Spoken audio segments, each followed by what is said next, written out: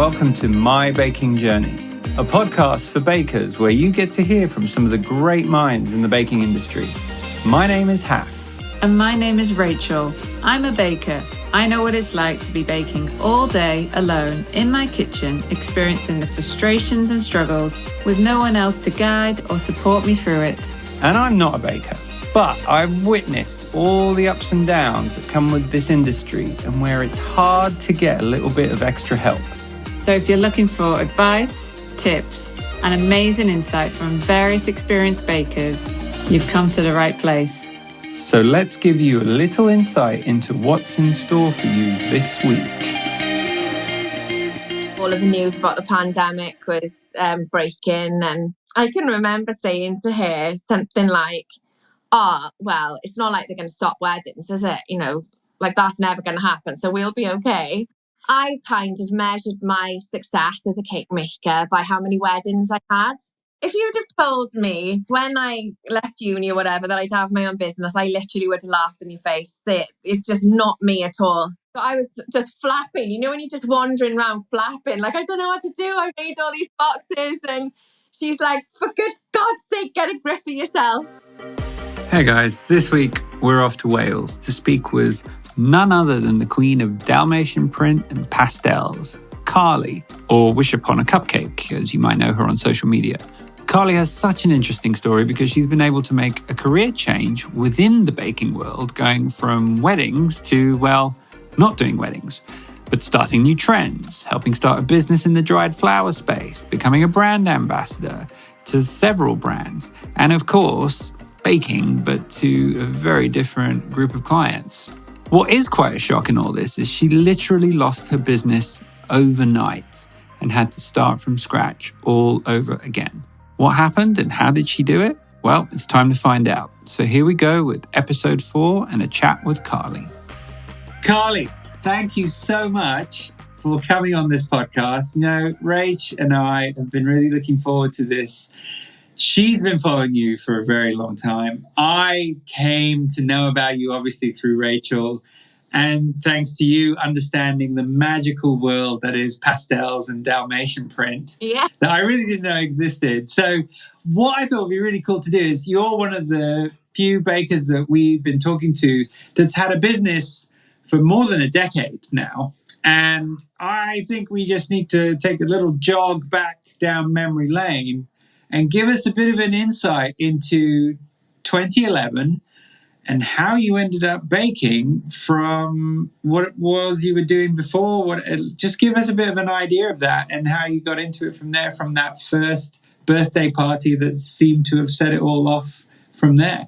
So I left school and I went to university and studied English literature as my degree. Right. After I graduated from there, I went back to uni to do a PGCE, which is a postgraduate certificate of education to become a primary teacher.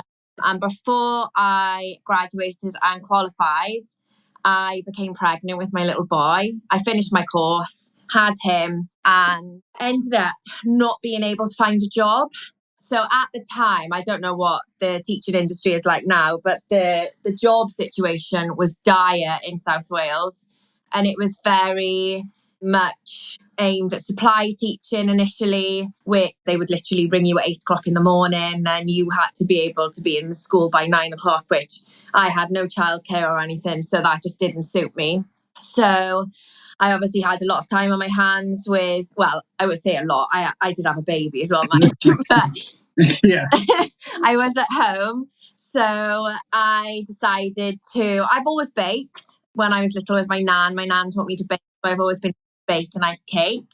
And yeah, I can remember we were really poor, really skint at the time because you know, I was on maternity. I'd just been a full-time student. So, you know, there wasn't much income. And I can remember my husband coming home from work and I was like really panicking because I just spent £50 on cake decorating equipment. So I bought like a couple of tins and some cutters. And I can remember saying to him, I'm just going to have a go. And I promise I'll make the money back. You know, like £50 at the time was a big deal. I bought like a Tesco value hand mixer that was about £5. So that was the start of the baking journey then, really. I just had to play around initially with like they looked really rubbish. That was the initial start of it, because I'd made the first investment into it, really. That £50 was like the first step. And how did that feel, Carly, putting aside your teaching dreams to then start a new dream? Or was it just something that... No, that wasn't the intention at the time. I don't really know what the intention was. I think maybe I just thought further down the line that the job situation would change, or I never planned to completely ditch teaching. You know, it was a really hard course, so I ended up putting myself through that for nothing. But yeah, that was never the intention. I think I fell into baking and cake decorating completely by accident, really. I made my eldest, Finn, his first birthday cake because we didn't have much money and I wanted him to have a nice first birthday cake. What was that cake? What was it? Do you remember? It was a Mickey Mouse Clubhouse cake. Oh, amazing. Cute. Very cute. For you, yeah. I was so proud of it. But looking back, honestly, it should be on like Cake Rex or something, I'm sure. Yeah, but Carly, does anyone like their first cake? I know Facebook always reminds me of, here's a cake you did 8 years ago. And at the time, I was probably really, really impressed that I managed to do like a layered cake. Yeah, I took photos and showed it off to the world. And now God, it's making my eyes bleed. And was it that party then that kicked it all off? Like people came and... I obviously took photos of the cake and I posted. I had no social media. I didn't have any sort of cake page or anything. I just posted it on my personal Facebook because it was Finn's first birthday. And I can remember a friend then asking me if I'd make a box of cupcakes for her mum. And then, yeah, it just snowballed from there, really. So it was completely accidental. And it was just word of mouth. And the more I did, obviously, the more it snowballed, and then it became a business. And of course, you didn't take business training in your educational certificate, right? No, had no idea. No one was guiding you to say, hey, you need to do this, you need to set up this and all that. Literally no clue. If you'd have told me, like when I left uni or whatever, that I'd have my own business, I literally would have laughed in your face. It's just not me at all. I still don't really like the business side of things. I just want to make pretty cakes. Like the business side is not me at all, but... It's part of the business. Yeah. So how long did you think it took you to get your business pricing to a point where you felt more comfortable about it? Oh, I don't know.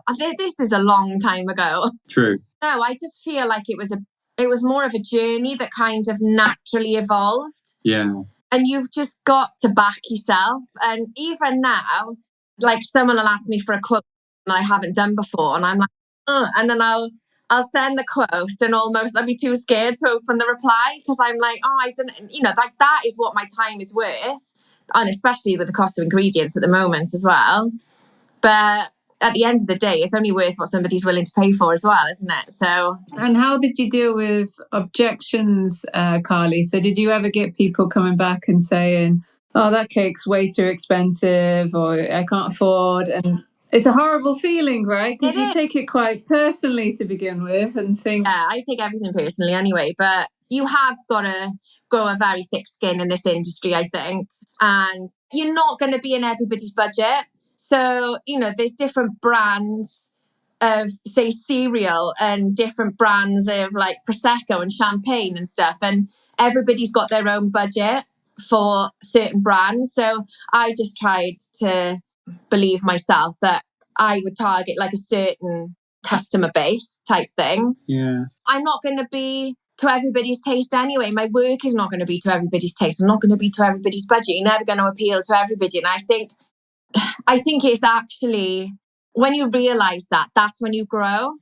I think when you're trying to please everybody, you're trying to dip your finger in every part. And do you know what? I can actually remember somebody saying to me, as I was in the very early days, as I was starting to find my own style, I mean, I do feel like it's developed massively since then. But someone said to me, you're not going to get very far being a one-trick pony. Oh my gosh. But yeah, exactly. So they were the type of person that would just offer everything, literally anything. If somebody asked them to do it, then they would do it.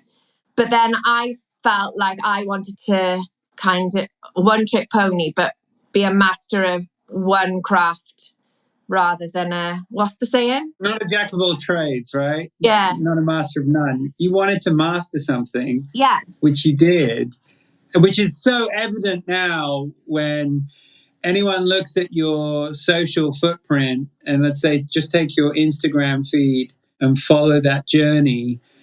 And I think I even remember, Carly, in lockdown, if we jump forward now to 2020, I feel like I remember seeing a picture of you. Well, it wasn't you, it was your hand holding a cakesicle. And it was that, and it was your leopard print cupcakes. And I just remember that going berserk. And Dalmatian print. Yeah, the Dalmatian print went nuts. Yeah. Exactly. But if we jump to that point, because this is another transition in your business that you kept making, you were doing a lot of weddings, right? So there was the transition from the cupcakes and kind of finding myself there into weddings, which started when I went on a course with Tracy at Cotton Crumbs. Yeah. Okay. I went on, do you know what? Actually, I can remember I took on my first wedding cake order. I took it on in the March, didn't have a clue how to make sugar flowers, and she wanted sugar flowers. And the wedding was in the April. And I messaged Tracy because I knew she had classes coming up. And I was like, I need a space on your class. Like, I desperately need to learn how to make a sugar flower because I need to make it on a wedding cake like next month. And I was probably getting on her nerves, like hounding her via email, but I ended up getting a space on her class. And she inspired me so much. She still does. Inspired me so much on that course that I decided that I wanted to go down the route of weddings then. Was there a plan for that originally, or? Oh, I don't really have plans. I just wing it. And those flowers, and I mean, I've looked at a lot of your wedding cakes. I don't know whether this is still your current style of wedding cakes, but they're absolutely exquisite. They're such detail and intricacy that are on each and every flower. And we're talking like a 5-tier wedding cake. We're not talking 2, 3. No. And the hours that you must have put in. I mean, I've made sugar flowers before, and the fear of knocking them over or breaking it or a petal falling off. Making them like wilt. I would literally make them and then come in the next day and the humidity and they would have just like melted almost with the moisture in the air. They're very time consuming but very pretty. Do you still make them, Carly? No, I mean obviously I can make them, but I just find them so time consuming. I don't know. And I just didn't enjoy making them either. I found it a chore, so it's tough. Just because I think they would take me longer than it would take me to do 3 normal wedding cakes with no sugar flowers on. So yeah, just come away from that a bit. But it's just another learning, isn't it? Right? It's another lesson along the way. Right? You had to try it. You tried it. And you're like, well, okay, never again. Can't waste my time doing that. I've seen Rachel go through that. Yeah, that's not going to be what I'm advertising, if that makes sense. I get it. Are you then the type that you find yourself having to push to the next thing because you've mastered something? You said you like mastering something, but when you do master something, do you find yourself burning out on that or just getting bored of it so that you have to push for the next thing? Oh, I don't know. That's like a really tricky question. Because I phrase that because you sort of went through that shift. You were forced to go into a shift when lockdown happened, right? Because you've effectively lost your wedding business now. I did, yeah. So what was going through your head come March 2020? And how did you navigate through that as a business? I mean, I'm fascinated to know, and I'm sure many of the listeners will be really interested in this. I mean, I probably can't actually say out loud what was going through my head when... You can. It's an open space. So I can actually remember talking to Tracy from Cotton and Crumbs over message when all of the news about the pandemic was breaking. And I can remember saying to her something like, well, it's not like they're going to stop weddings, is it? You know, like that's never going to happen. So we'll be okay. And literally on the Monday, he announced like full lockdown. All the weddings had gone. I honestly think I was traumatized. Because as well, so just to put it into perspective, when you are a solely wedding-based business, it's seasonal. So you would have a wedding season, which would usually start in March, pick up in April, and you'd be really busy May, June, July, August, or even September, and then you start quieting down. And then I'd have a really quiet winter. So my wages effectively from wedding season would keep me going through the off season, and then I'd start again. So it wasn't like a normal, I wouldn't have a regular income type thing. So we had just come out of off season with very little income, thinking that I was just about to have all this income from all my weddings that I had booked in. And they were literally wiped out overnight. Like nothing, absolutely nothing. And because of the way my business is set up, so because I'm a limited company and because I don't have my own premises, because this is home-based, I wasn't entitled to any funding from the government at all either. So it's a really scary time for you, Carly. Yeah, I do actually, it really did affect me mentally. And can we say at this point your husband was working as part of the business as well? Yes, he was. Yeah, he was. He drives as well, so he's an HGV driver. But yeah, so the business was giving him a wage as well. So it was a huge, oh my God, what am I going to do? Which probably, it was literally the end of my world. And I know that sounds really dramatic, but it was catastrophic. Like these weddings, and even when they started to be cancelled, I was like, oh, well, even if we're in lockdown, surely we'll be out of it by May or whatever. And then May, June, July, or literally my whole season for 2020 was just gone. And I'm like, what am I going to do? I haven't made birthdays or cupcakes or done anything for years. I've literally just done weddings. So I had very little social media presence as well. So Carly, let's talk about that transition, because in your world, your whole world was absolutely crashing around you. Like you faced the prospect of no job, no income, a very worrying time. You've got children as well. So all of these things were happening to you. But from the outside, I guess what I half saw was this amazing presence of your brand just blooming. And then we can talk about Blooms and Bakes as well. But just, you just seem to be nailing it. But behind the scenes, it's like there was this fear probably driving you. Yeah.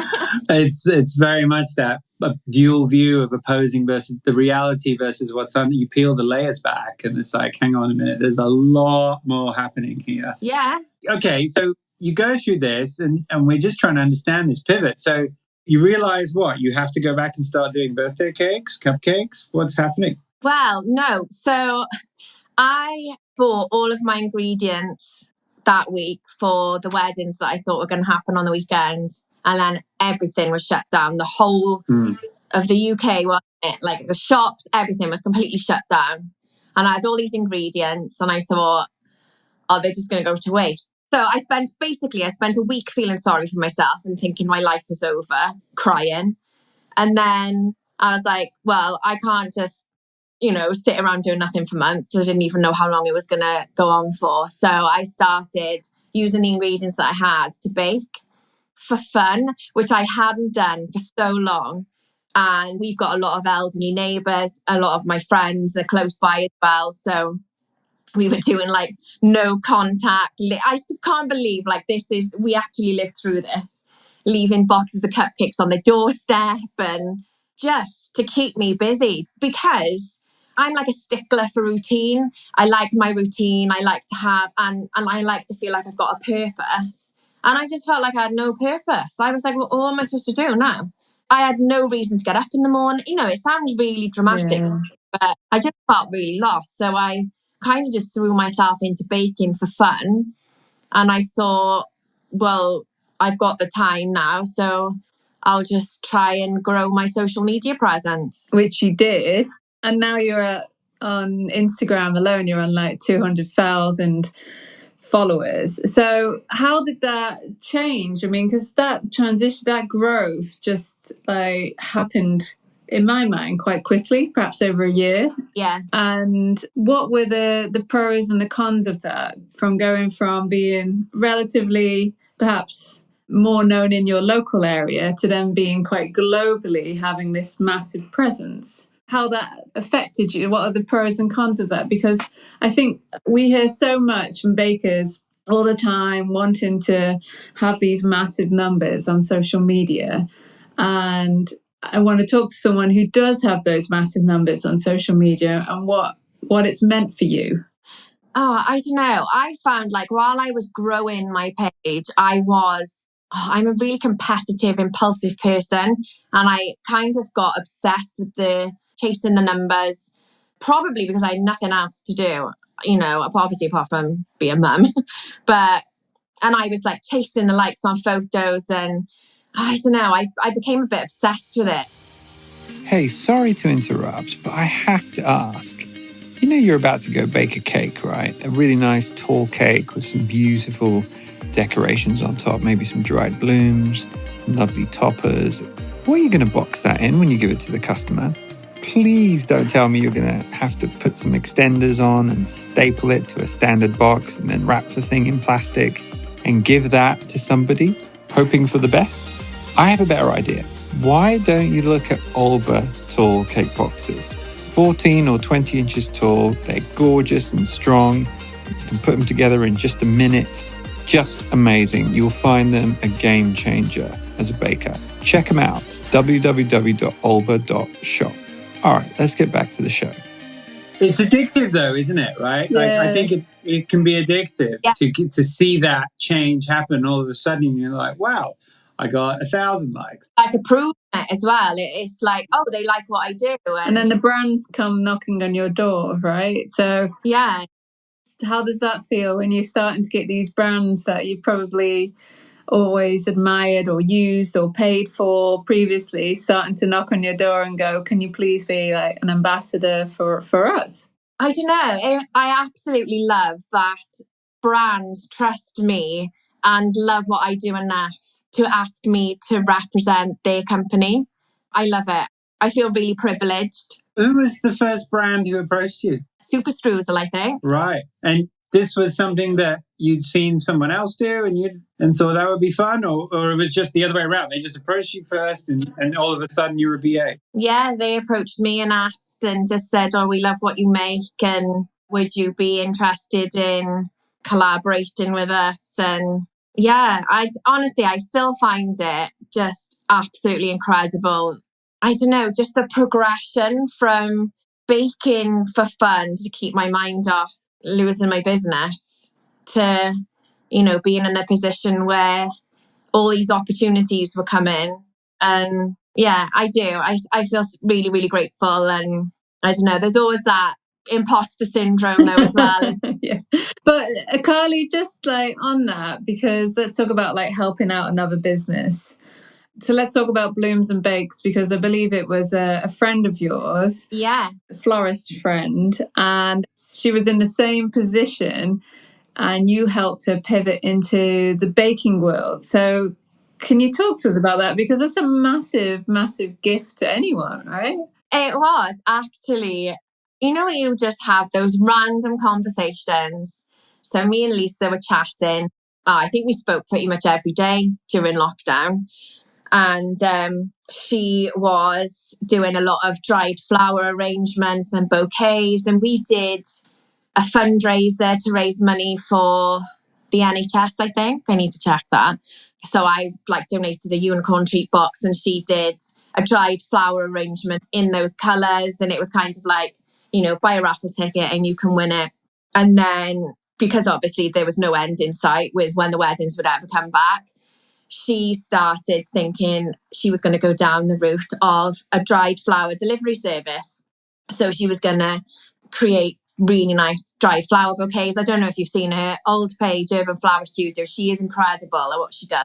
And she ordered all of the packaging, all of everything that she needed to start this business in dried flower bouquets.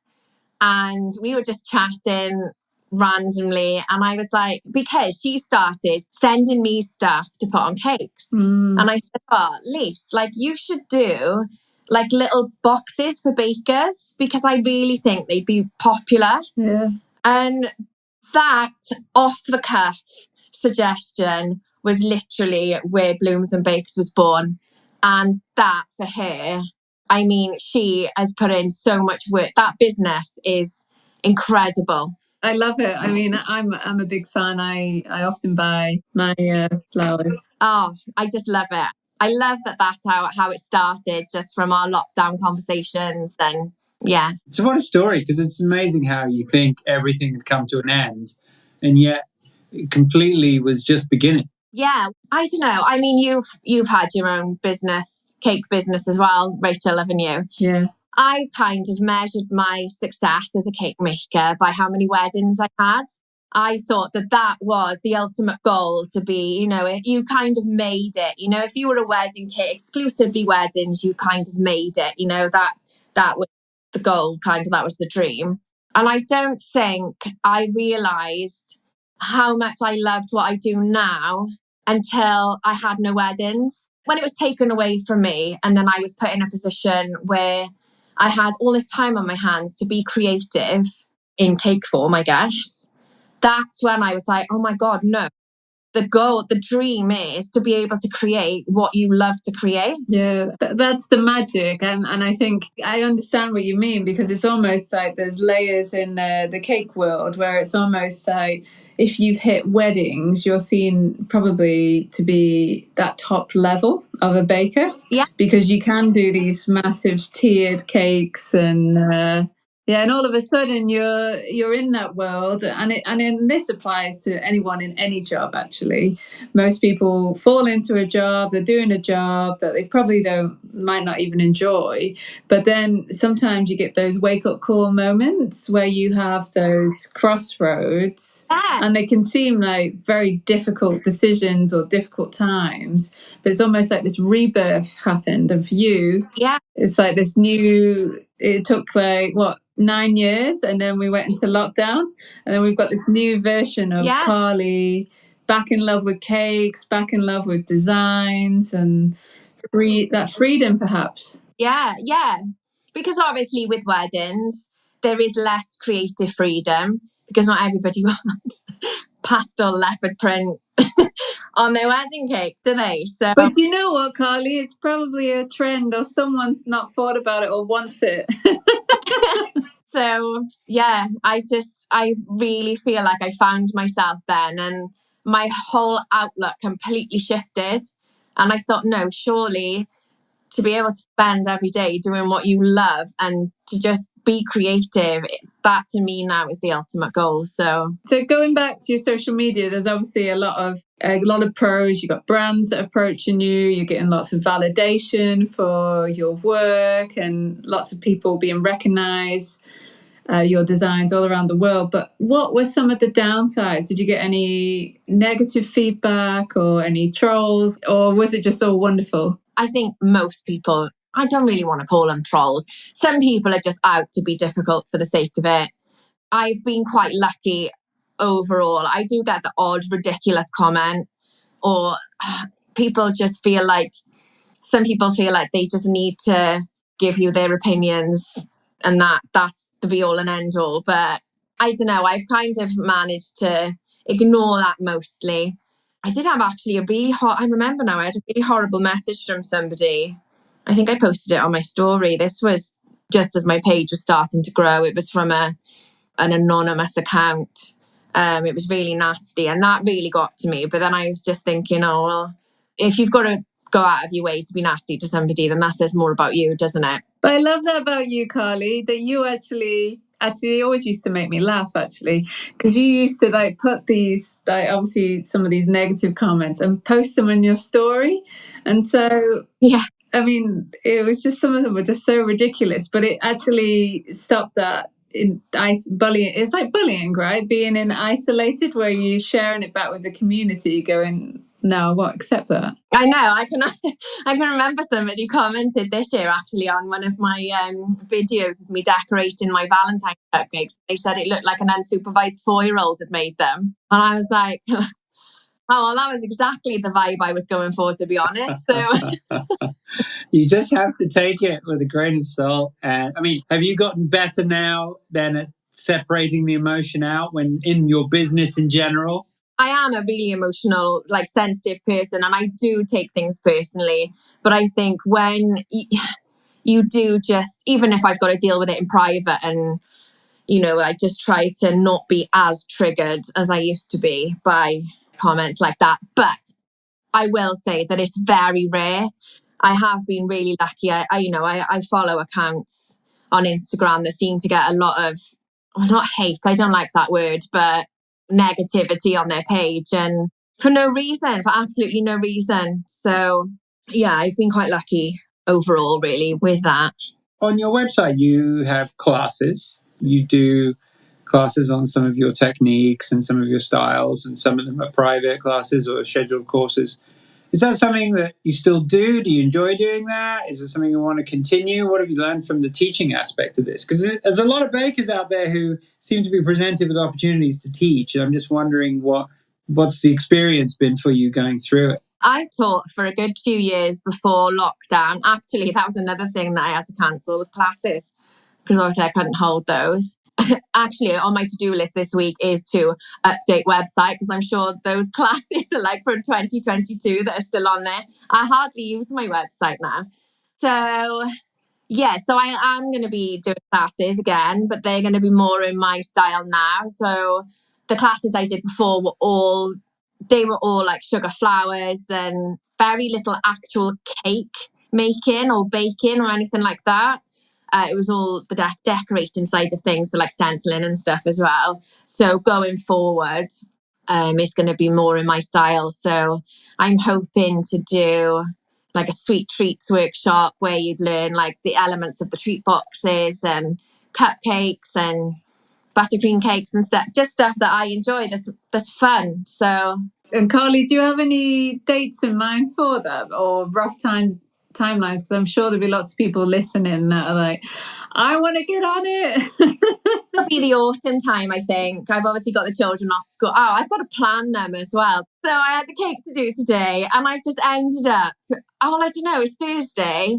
I've half sorted out the studio, half trashed it, and I've done nothing that I actually wanted to do. So yeah, there'll be the autumn time once I need to work out the dates and stuff and design the classes, and I've got tutorials and stuff to do. So tell us about your studio, by the way, where you're recording from. I mean, was there always this idea like, I'm going to have a studio? Is it in your garden? Is it somewhere else?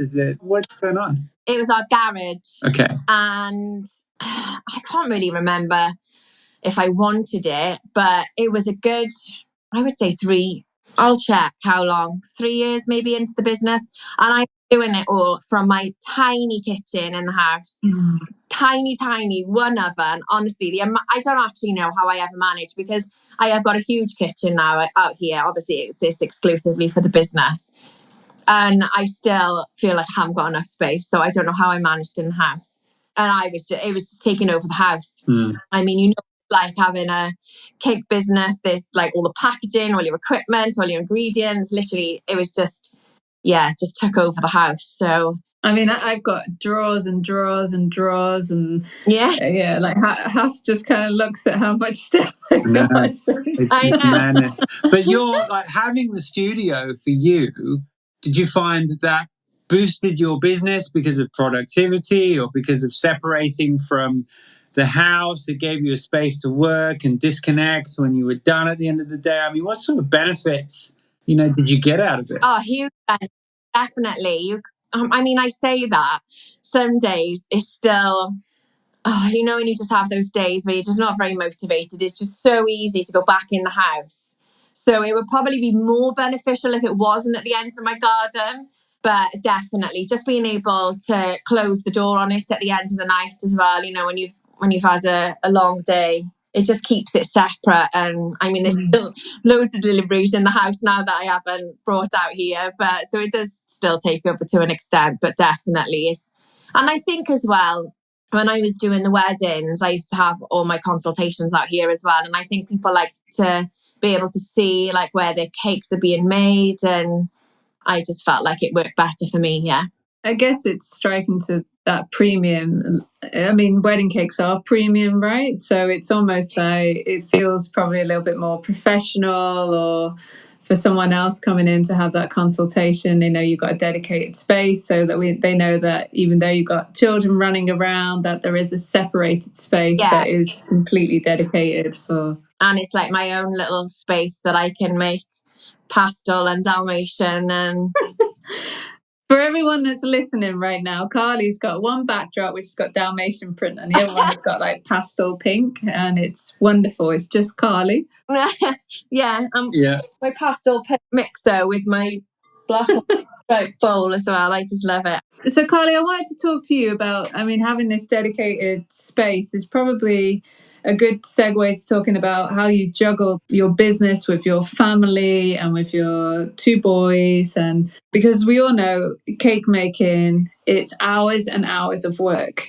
Like just to make a standard tiered cake, it would take several hours to do that, even the fastest and most professional baker. So have you got to a limit before of I've taken on too much, and how do you deal with that? Because I know I've certainly been in that position before, and the stress levels and the panic gets like way up here, and it affects everyone. It affects like how I deal with the kids, or how I manage my own life and balance, etc. So could you talk to us about that juggle of those weeks where you get loads on, and perhaps those weeks which are really quiet and you get anxious about, am I going to get any orders again? Do you know what? I'm actually laughing because I do it all the time and I never learn. I'm how many years in? I'm 11 years into my business, and still I'm like, why have I taken on so much work? Why don't I say no? But I always get it done. I'll start the week on a Sunday. A Sunday is usually when I plan my week ahead, and I mean, I couldn't tell you now what I've got on next week. I will look on Sunday what I've got next week. And I look at it sometimes and I'm like, how have I even got that much work on? Like, did I not check the diary? Or sometimes I just book it in and I don't know. I don't even know what I've done. But yeah, always managed to get it done.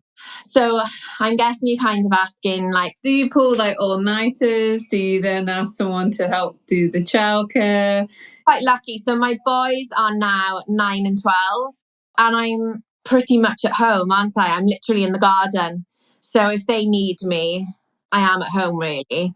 And I do a lot of stuff while they're in school or before. I'll wake up early in the morning. I'm an early bird, I am. So I prefer to get up early in the morning and get my baking done and then decorate during the day and stuff like that. I always make time for the gym though. That is kind of like my almost like stress release, if that makes sense. That's my hour where it doesn't matter what I've got on. It doesn't matter how much work I've got on. I will always make time for the gym in the morning just because it makes me, I don't know, it just sets me up for the day. It makes me feel so much better. Whereas if I miss it, I feel more stressed. It's really weird, even though I've like gained an hour and a half back or whatever.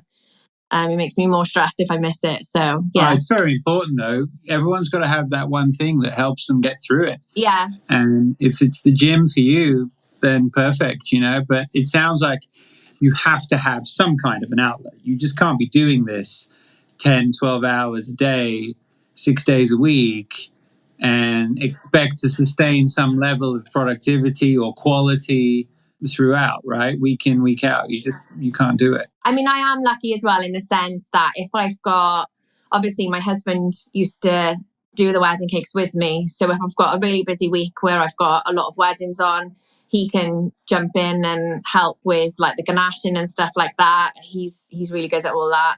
And during my busy treat box weeks, so like Father's Day, Mother's Day, I've got a friend who helps me. My friend Ellie, she's like my little elf. She can do everything now as well. So she can make the cakesicles and paints the biscuits and puts the boxes together. And I wouldn't be able to do that volume of treat boxes on my own.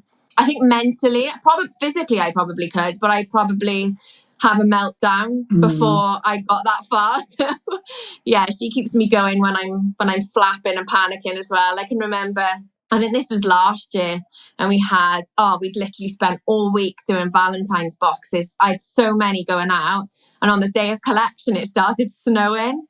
And people were like, oh, I don't know how I'm going to get to you. Because when it snows quite bad up here. And I was like, oh my God, I was just flapping. You know, when you're just wandering around flapping, like, I don't know what to do. I've made all these boxes. And she's like, for good God's sake, get a grip of yourself. So yeah, she keeps me in check. And Oh, it's amazing.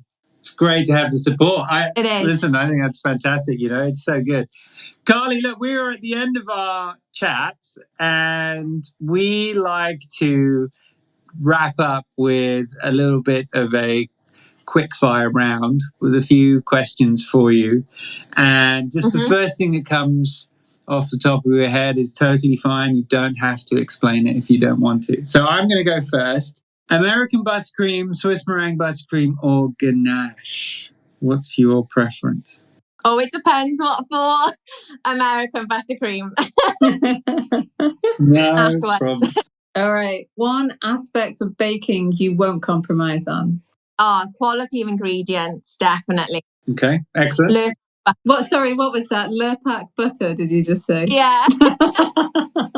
Give us a baking book from your bookshelf. Peggy Portion's Boutique Baking. All right, excellent. I'm thinking I might have that one on my shelf too. Yeah. Did you ever do a course with Peggy? No, I didn't, no. Okay, who would you want to make your next birthday cake? Oh, God, how do I even choose? You can choose 3 if you want, if it's too difficult, if you've got lots of names. Either Shell Bells, or Tracy from Cotton and Crumbs. All right, lovely. And Carly, because you've been so long in the industry, there's a lot of bakers that are starting off today. Do you have like a piece of advice that you would give them, or to a younger Carly starting off today? Know your worth from the start and make sure you don't undercharge from the very beginning. Kind of spend a bit of time finding your own style. Try not to take on stuff that you like, cakes that you don't like doing, you know, unless you really have to, you know, if it's providing an income. But yeah, and have fun. You've got to have fun with it, haven't you? I think. Absolutely. Excellent words. Thank you, Carly, for that. We enjoyed it. I hope you enjoyed it. Found it entertaining. It certainly was. We learned a lot. And we really appreciate it. So thanks for coming on our podcast, and we'll catch up with you very soon. That's okay. My pleasure. Take care. Thanks, Carly. Well, Rachel, that was a really entertaining chat with Carly. She's been somebody that you've been following for quite a while, actually, quite a few years. So it's amazing to finally sit down and chat with her. Yeah, I really enjoyed having that chat with Carly. She's been something of an inspiration to me, and it certainly kept me going through those lockdown months with her Dalmatian prints and leopard prints and pastel-coloured cakes and cupcakes. Just loved it. I think the lesson that I really take away from talking to Carly was that in lockdown in March 2020, her business was and the next chapter for her business was looking pretty dire. She was entirely on her wedding cakes.